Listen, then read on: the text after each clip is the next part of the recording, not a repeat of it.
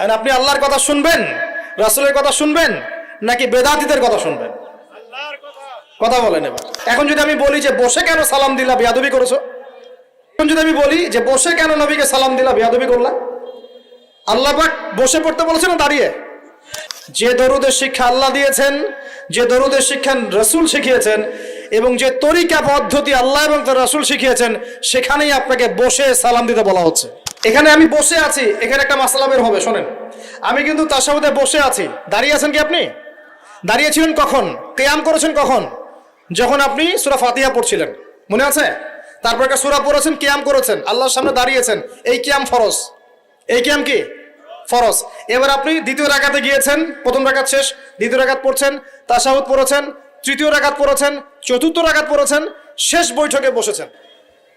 বসার পরে আপনি কি পড়ছেন? আপনি কিন্তু এখন বসে আছেন। দাঁড়িয়ে আছেন কি? বসে আছেন।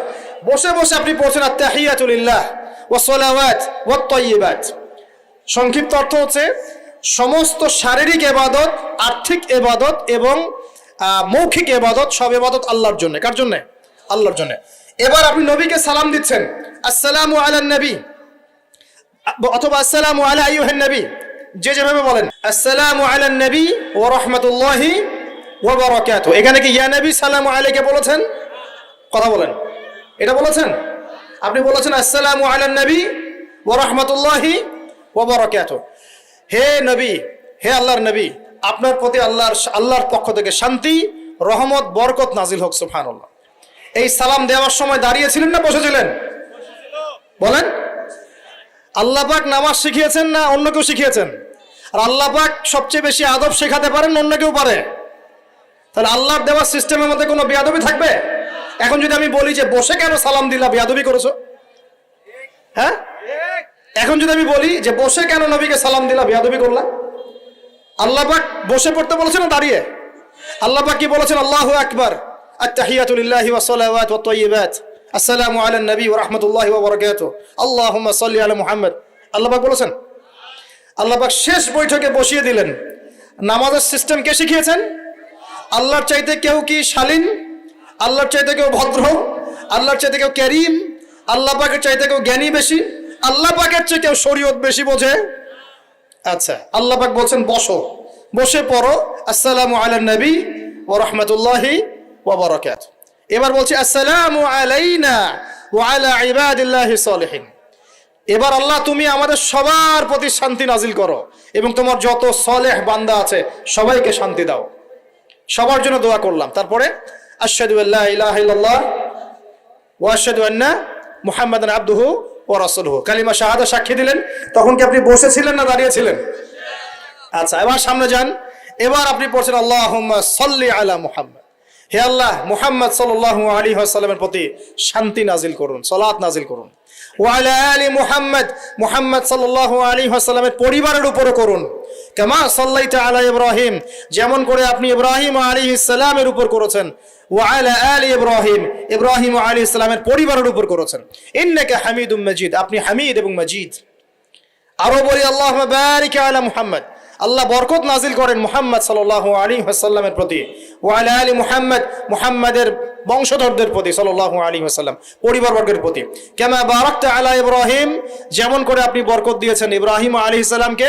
ওয়া আলা আলি ইব্রাহিম, এবং ইব্রাহিম আলাইহিস সালামের পরিবারবর্গের উপর।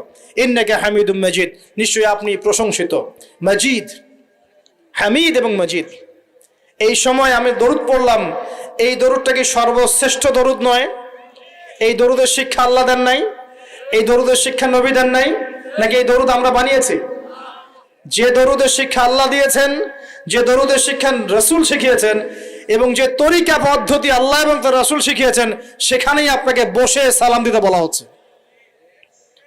আর আপনি আল্লাহর কথা শুনবেন, রাসূলের কথা শুনবেন, নাকি বেদাতীদের কথা শুনবেন? কথা বলেন এবার। আল্লাহর কথা মানবো, রাসূলের কথা মানবো, তাদের শেখানো পদ্ধতিতে চলবো, নাকি বেদাতীদের পদ্ধতিতে চলবো? এই কথাই মানুষ বুঝতে পারে না। এখন যদি সমাজের সব মানুষ বেদাত করা শুরু করে, আপনি কি করবেন? মনে করেন আল্লাহ না করুক এখানে যাত্রার গান হচ্ছে, আর আপনি কি গিয়ে যাত্রার গানে নাচা শুরু করবেন? মনে করেন একটা সুদী কনফারেন্স হচ্ছে, আপনি কি সেখানে গিয়ে বসে সুদ খাবেন? মনে করে একটা মদের আসর বসেছে, আপনি কি সেখানে গিয়ে কলকিতে টান দেওয়া শুরু করবেন নাকি? তো সামাজিকতা মানে কি, আর আদব কাকে বলে? আল্লাহ পাক যেটা শিখিয়েছেন সেটা আদব, রাসূল যা শিখিয়েছেন সেটা আদব। আল্লাহ পাক যে সমাজ গড়তে বলেছেন ওটাই সমাজ। জাহেলরা যে সমাজ গড়েছে এটা সমাজ নয়। জাহেলরা যেটা করবে সেটা জাহেলিয়াত, বেদাতিরা যেটা করবে সেটা বেদাতি কাজ। বেদাতি কাজ সম্পর্কে আল্লাহ রাসূল কি বলেছেন শোনেন। বেদাতি হাউজে কাউসারের পানি পাবে না, সহিহ বুখারী হাদিস। এক নম্বর, বেদাতি হাউজে কাউসারের পানি পাবে না। হাদিসটা শোনাই, নবীজি বলছেন আমি হাউজে কাউসারের কাছে চলে যাব। মান মাররা আলাইয়া শারিবা, যে আমার পাশ দিয়ে চলে যাবে তাকে আমি পান করাবো। কি পান করাবে? হাউজে কাউসারের পানি। নবীজি বলছেন সুম্মা ইউহালু বাইনি ওয়া বাইনাহুম, এরপর আমার এবং এই অনুসারীদের মাঝখানে একটা পর্দা পড়ে যাবে। আমি বলবো ইন্নাহুম মিন্নি, এরা তো আমার উম্মত, কেন পর্দা পড়ে গেল? তাকে বলা হবে ইয়া মুহাম্মদ সাল্লাল্লাহু আলাইহি ওয়াসাল্লাম ইন্নাকা লা তাদরি, আপনি জানেন না মা আহদাসু বা'দাক, আপনার মৃত্যুর পর এরা দিনের মধ্যে কত বেদাত চালু করেছিল। নবীজি তখন বলবেন, নিজে বলবেন সুহকান সুহকান, দূর হও লিমান গায়্যারা বা'দি, যারা আমার পরে শরীয়তকে পরিবর্তন করেছো তারা এখান থেকে দূর হয়ে চলে যাও। নবী নিজে বেদাতীদেরকে তাড়িয়ে দিবেন, বলেন নাউজুবিল্লাহ।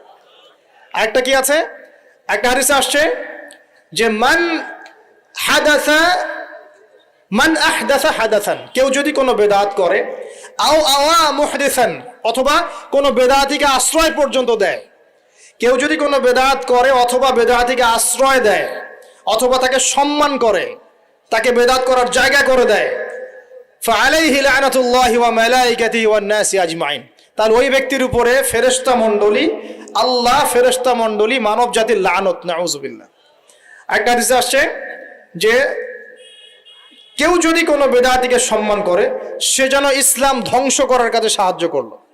ইমাম মালিক রাহিমাহুল্লাহ একটা চমৎকার কথা বলেছেন, এটা বলছে, তিনি বলছেন কেউ যদি বেদাত করে ফান্নাহু জাআমা, সে যেন দাবি করলো যে আন্না রাসূলুল্লাহ সাল্লাল্লাহু আলাইহি ওয়াসাল্লাম কদ খানা রিসালা, কেউ যদি কোনো বেদাত করে তাহলে সে যেন দাবি করছে যে মুহাম্মদ সাল্লাল্লাহু আলাইহি ওয়াসাল্লাম রিসালাতের সাথে খেয়ানত করেছেন, নাউজুবিল্লাহ।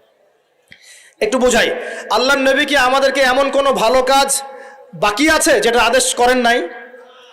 এমন কোনো ভালো কাজ কি বাকি আছে যেটার আদেশ নবীজি করেন নাই? বা এমন কোনো খারাপ কাজ কি বাকি আছে যেটা থেকে আমাদের নবী আমাদেরকে নিষেধ করেন নাই? এখন আমি যদি মনে করি যে এই কাজটা বেশি ভালো, এটা করা যাবে, এটা বেশি ভালো, তাহলে আমি দাবি করছি আল্লাহর রাসূলের চেয়ে আমি বেশি বুঝি। যেই ভালো নবী বলেন নাই তুমি সেটাকে ভালো বলছো, যেই খারাপ নবী বলেন নাই তুমি সেটাকে খারাপ বলছো, তাহলে তুমি নবীর চাইতে ভালো মন্দ বেশি বুঝতে পারছো সেখানে, নাউজুবিল্লাহ। অথবা আল্লাহ পাক বলছেন আল ইয়াউমা আকমালতু লাকুম দীনাকুম, আমি দ্বীন ইসলামকে কামেল করে দিয়েছি, পরিপূর্ণ করেছি। ওয়া আতমামতু আলাইকুম নি'মাতি, তোমাদের উপর নিয়ামত পূর্ণাঙ্গতা দিয়েছে, পরিপূর্ণ করে দিয়েছি। ও রাদিতু লাকুমুল ইসলাম দীনান, দ্বীন ইসলামকে, এই পরিপূর্ণ দ্বীন ইসলামকে তোমাদের উপর মনোনীত করে আমি আল্লাহ সন্তুষ্ট হয়ে গেছি। সুবহানাল্লাহ। আল্লাহর রাসূল কোনো ভালো কাজের আদেশ করতে ছাড়েন নাই, কোনো খারাপ কাজে নিষেধ করতে ছাড়েন নাই, ওইটাই তার সুন্নাহ। এর বাইরে যা আছে সবই বেদাত। কথা কি বুঝতে পারছেন? এটা স্পষ্ট করেন, আরো ভয়ঙ্কর শাস্তি আছে। নবীজি বলছেন কুল্লু বিদআতিন দালালা, এই বেদাতগুলো দালালা, পথভ্রষ্টতা, বা কুল্লু দালালাতিন ফিন্নার, প্রত্যেক পথভ্রষ্টতা জাহান্নামে যাবে, নাউজুবিল্লাহ। আর ইমাম ইবনে তাইমিয়া রাহিমাহুল্লাহ একটা কথা বলছেন, তিনি বলছেন যে এই বেদাত জিনিসটা, এটা ইবলিসের কাছে অন্য যে মাসিয়া, অন্য যে গোনাগুলো আছে এগুলোর চেয়ে বেশি পছন্দের। কারণ একজন গোনাগার ব্যক্তি তওবা করার সুযোগ পেতে পারে। আপনি নামাজ পড়েন নাই, মনে খারাপ লাগা আছে, আল্লাহ আমি খারাপ কাজ করেছি, জেনা করেছেন খারাপ লাগা আছে, আমি খারাপ কাজ করেছি, আপনি সুদ খেয়েছেন খারাপ লাগা কাজ করে, আমি খারাপ কাজ করেছি। কিন্তু একজন বেদাতি ওই আমলটাকে ভালো মনে করেই করে, তাই সেটার জন্য তওবা করবে না কখনো। কথা কি বুঝতে পারছেন? এই কারণে শেষ পর্যন্ত তওবাটা নসিব হয় না। আল্লাহ পাক আমাদের সবাইকে বেদাত মুক্ত আমল করার তৌফিক দান করুন। এখানে নামাজে দরুদ কোথায় পড়লেন? বসে বসে পড়েছেন।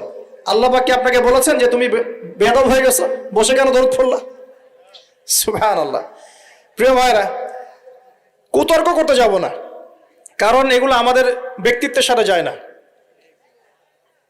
ঘেউ ঘেউ করলেই ঘেউ ঘেউ করতে হবে জরুরি না। বিষয়টা বোঝালাম যে সুন্নত একটা জিনিস, বেদাত একটা জিনিস। সমাজ যদি জাহেলি সমাজ হয়ে যায়, সবাই সুদ খায়, আমি খেতে পারবো না,